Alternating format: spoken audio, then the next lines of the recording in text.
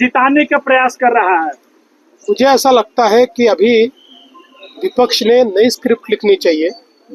ये स्क्रिप्ट घिस गई, इसके खिलाफ वो हाई कोर्ट में हारे, सुप्रीम कोर्ट में हारे, सुप्रीम कोर्ट ने उनको लताड़ा, बावजूद उसके वही स्क्रिप्ट उनकी चल रही है। और इस बात से एक चीज़ बहुत पक्की हो जाती है कि हमारे इस चुनाव में हमारी जीत ये पक्की दिखती है, क्योंकि अभी से अगर हमारा विपक्ष कल की हार के बाद क्या बोलना है इसकी प्रॅक्टिस कर रहा है, तो मुझे लगता है की मशीन आणली आहे मुंबईत, त्याचं नाव योगायोगानं पाडू असं आहे।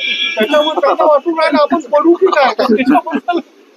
त्याचं नाव पॅड युनिट आहे, पॅड युनिट, त्याचं नाव केलं पाडू। दुसरं, या ठिकाणी इलेक्शन कमिशनने स्पष्ट केलंय, मुंबई महानगरपालिकेचे आयुक्तांनी स्पष्ट केलंय, आणि त्याहीपेक्षा ही मशीन काही अचानक काढलेली नाही।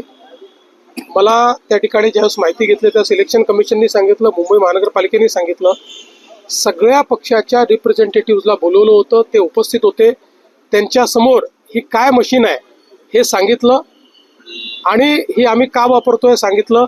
ही सरसकट वापरली जाणार नाही, ही रिडंडन्सी क्रिएट करण्याकरता मशीन आहे। म्हणजे जर काउंटिंगच्या वेळी एखादी मशीन बंद पडली तर सोबत याच्यातही डेटा असेल, याचा डेटा वापरला जाणार नाही। फक्त काउंटिंगला मशीन बंद पडली तरच याचा डेटा वापरला जातो, अन्यथा याचा डेटा वापरला जात नाही। रिलॅक्स झालंय तुम्ही, रिलॅक्स झालंय, झडपीची तयारी सुरू झाली आहे, रिलॅक्स झालाय की झडपीची तयारी सुरू झाली आहे? रिलॅक्स व्हायला आम्हाला वेळच नाही आहे, आता झडपीची तयारी सुरू करावीच लागेल, पण त्याच्या आधी मी डावोसला जाऊन येणार आहे। देखिए अभी मैंने ये मार्कर मेरे को लगाया हुआ है, अब इसको मिटा के दिखाइए, देखिए कई मीटर है, देखिए आपके सामने कर रहा हूँ, कई मीटर है। ऐसा है कि हो सकता है कि किसी का इसके ऊपर ऑब्जेक्शन हो, इलेक्शन कमीशन ने देखना चाहिए, और कुछ इस्तेमाल करना है तो करना चाहिए। मैं तो बोलता हूँ ऑयल पेंट करना है तो ऑयल पेंट करिए, चुनाव निष्पक्ष होने चाहिए, लेकिन हर चीज़ पर इस प्रकार से इशू तैयार करके मानो हमारे जो लोकतांत्रिक संस्थाएं हैं उन संस्थाओं के ऊपर एक प्रकार से प्रश्न चिन्ह निर्माण करना ये गलत बात है। 29 में से कितने में सर आखिरी सवाल, मुंबई किसकी रहेगी? मुंबई सर बीएमसी में कुछ नहीं बोले सर। हा कोण काय आव्हान आहे तुमचं लोकांना लोकशाहीच्या उत्सवात सहभागी व्हावं? स्थानिक स्वराज्य संस्था या लोकशाहीचा पायवा आहे। लोकशाही सुदृढ करायची असेल तर स्थानिक स्वराज्य संस्थेच्या निवडणुकांमध्ये जास्तीत जास्त मतदान केलं पाहिजे। मी नेहमी असं म्हणतो की मतदान जो आहे हा केवळ अधिकार नाही आहे, ते आपलं कर्तव्य देखील आहे, आणि मतदान न करणं याचा अर्थ लोकशाहीमध्ये कुठेतरी आपल्या कर्तव्याचं पालन न करण्यासारखं आहे। आणि म्हणून मी मतदान केलेलं आहे आणि सर्वांना विनंती करतो, सगळ्यांनी मतदान करावं, भरघोस मतदान करावं। चांगलं मतदान झालं तर चांगले लोक निवडून येतात, त्यांनीच विकास होतो। चांगली शहरं तयार करायची असतील तर महाराष्ट्रातल्या 29ही महानगरपालिकेतील सर्व जनतेला मी आव्हान करतो, मोठ्या प्रमाणात मतदान करा।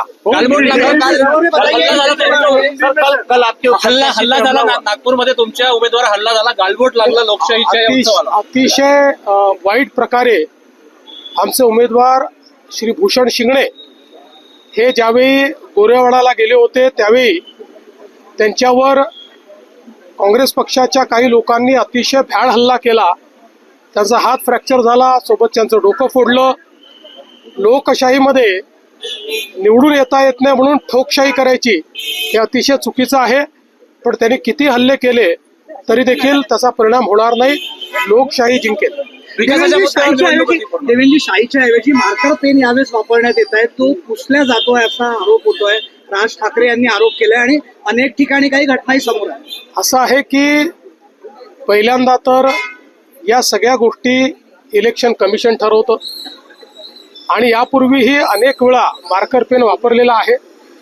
तथापि जर कोणाचं काही ऑब्जेक्शन असेल तर इलेक्शन कमिशननी त्या संदर्भात लक्ष द्यावं।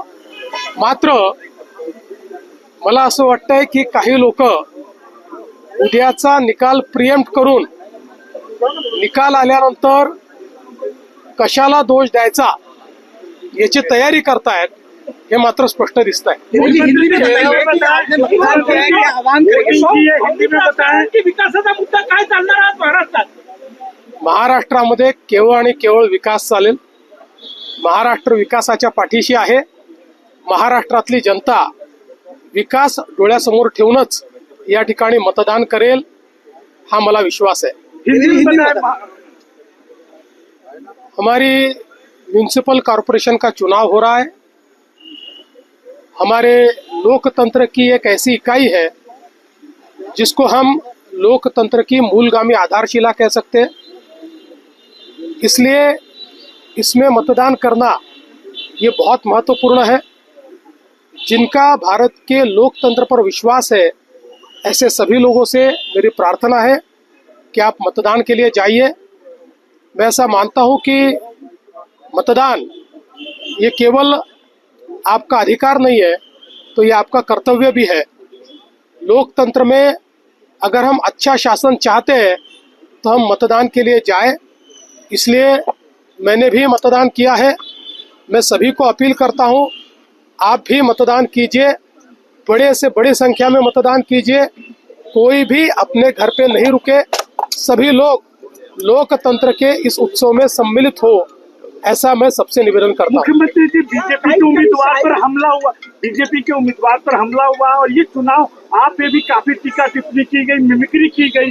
किस तरह चुनाव जा रहा है क्योंकि उम्मीदवारों पे भी हमले शुरू हो गए हैं.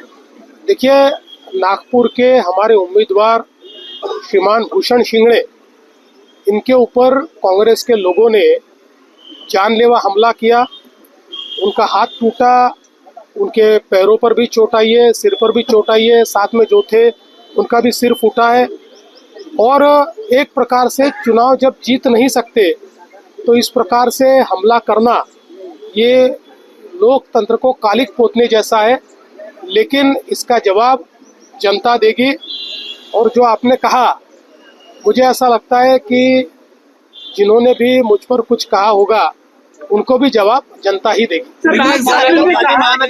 प्रशासन चुनाव जिताने के लिए लगा हुआ है लेकिन वो ऐसा होने